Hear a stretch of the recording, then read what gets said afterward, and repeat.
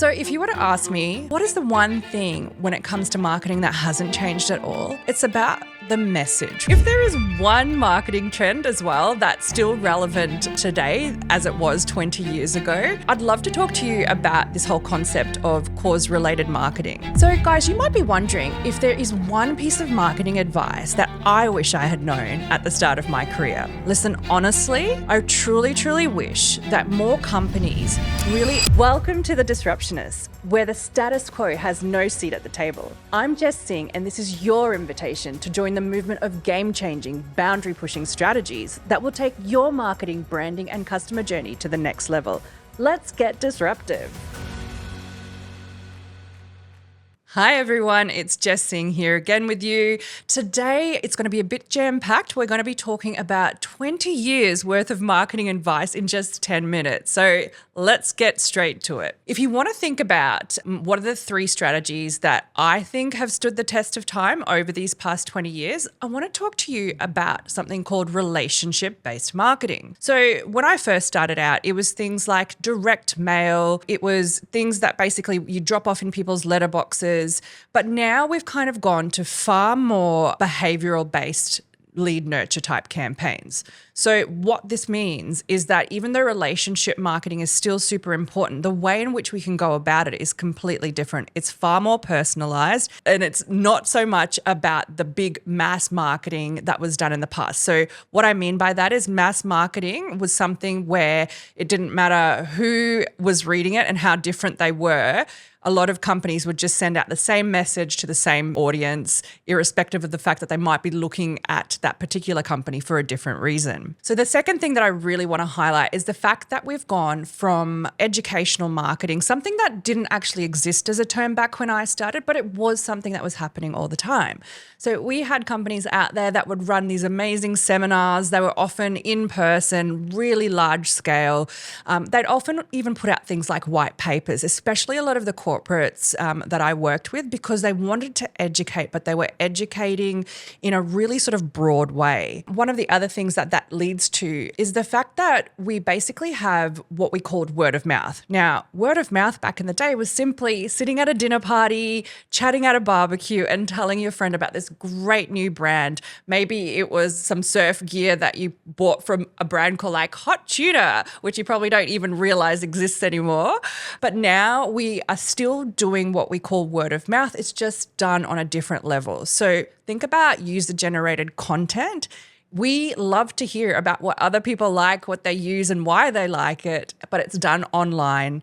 The other thing is online reviews. I don't think there's a single thing that I purchased today that isn't based on what somebody else has told me is cool and is trending and is great for me. So basically, word of mouth is still here. It's just done in a very different way, and you can seek it out yourself rather than waiting for someone to tell you about it. So if we then look at how marketing has evolved since I started 20 years ago, there's some other key concepts that I've really seen make a difference, right? So in the past, we were going about our day, and often we had to be interrupted by a brand to sort of understand who they are and what they were wanting to tell us. So the classic case being anything that was an ad on TV. Maybe it was something that we'd read in a magazine that kind of stopped us in our tracks, even though we might have been reading the magazine for like more lifestyle tips. Sometimes there would have been an ad that just grabbed our attention, interrupted our thinking, and then captured us for that moment.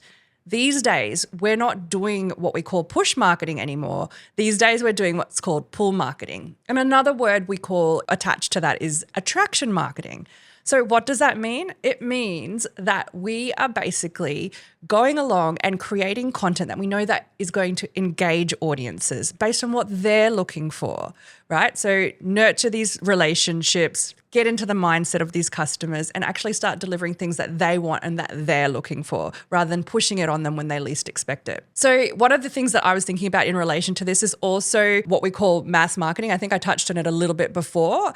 Mass marketing was something that I think of when it comes to Mad Men. Mad Men were like these awesome people in that television series that were creating advertising, basically, whether it went up on billboards, whether it was in magazines, or whether it was an ad on television. They were creating something that had to be applicable to everyone, right? But it was about the brand, and it was just hoping that by going out to everyone, it would resonate with someone. Whereas now we can get really data driven in how we market to our customers. So not only do we have to do a generic message about who we are and what we stand for, but we can actually speak to different personas within our target audience. So using data, we're able to basically have these direct conversations with all types of different audiences who are all our customers, and it's not so generic anymore. Hi guys, I'm just jumping in quickly to stop you there. I just wanted to remind you, if you're a small business owner or you're an entrepreneur and you're looking to gain some clarity or strategies around your marketing, branding, the way in which you can work with customers, you can contact me by checking out the information below. I'm here to support you to start making some really positive disruptions to the industry that you work in and for you and your business. Right back to the episode. So another thing that I think has truly evolved is the fact that we used to work on marketing based on campaigns. So these days, what we talk about is it's important to be always on, because we don't know when our customer is searching for us. And if we only stuck to campaign-based things, so things that maybe we talked about seasonally, it's just not good enough these days anymore, because our competition is always out there. And one of the things that we need to do now is to always be on, so that our customers, when they're ready, we're able to engage with them in the way that they need when it suits them. So what are some of the key mistakes that I think that marketers are continuing to make, even after 2 decades of changes in the industry? Well, there's 2 bugbears that I have. I think one of them is the fact that people continue to use tactics without strategy. So one of the reasons why I exist in this industry is that I want to get business owners to start thinking about having an overall strategy rather than going out there and tactically, creating content here on Facebook, randomly doing some kind of SEO because somebody said that SEO is something that's needed. My goal is to get everyone starting to think strategically from day one, so that you have consistency across all of the different types of marketing that you're doing. The other thing is, it's really common for even the best businesses out there to keep talking about the features of their business and not truly talk about the benefits. And a really cool way to just summarize that is the fact that we care about what we want to say as business owners more than what the customer really wants to hear from you. So I would say that that's something that isn't changing quickly enough, and we really need to stay on top of it. If there is one marketing trend as well that's still relevant today as it was 20 years ago, I'd love to talk to you about this whole concept of cause-related marketing. So when I first started out, there was lots of companies out there who wanted to basically align themselves with a charity to show their charitable side. That's kind of evolved now, and we talk way more about purpose-driven brands. So a brand now in itself doesn't just have to say, oh, we're doing great things to help a particular charity. These days, brands themselves actually are the movement. They actually stand for something. So you think about Who Gives a Crap. They're not just giving to an organization. Everything that they do in their brand is aligned with being sustainable and actually talking to customers who care about that, from every aspect of the products that they create to how they market and for the things that they do for the environment. So it's a far broader sort of thing. So guys, you might be wondering if there is one piece of marketing advice that I wish I had known at the start of my career. Listen, honestly, I truly, truly wish that more companies really understood, or even the concept of customer journey existed when I first started out. It's something that in my heart of hearts, I'd always focus on. What about the customer? What is it that they want? What is it that they need? There was just no terms, there was no frameworks for me to use back then.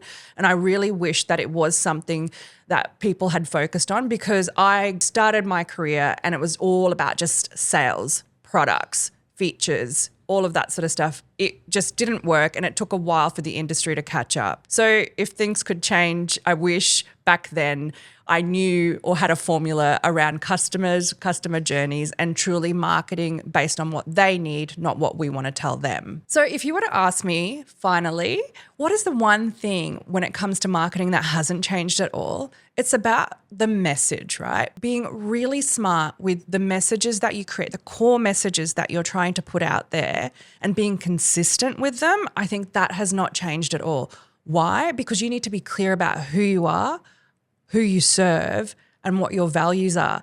And if you continue to be consistent with that message and be clear on that message, what it means is that people know, like, and trust you, which is ultimately what we're trying to do when we are marketing or branding as a brand. Guys, listen, there was so much that I tried to pack into this one episode for you. If there was anything that you got some great value from, or if there's anything more that you'd like to learn, just give me a message and I'll be sure to help you out. Thanks for joining me on The Disruptionists. If this episode sparked new ideas or challenged your thinking, I'd love your support with a 5-star review on Apple Podcasts and Spotify. And don't forget to subscribe to your favorite platform to catch every disruptive insight. For more behind-the-scenes content and to connect with like-minded disruptors, follow me at It's Jess Singh across all social platforms. And remember, stay disruptive.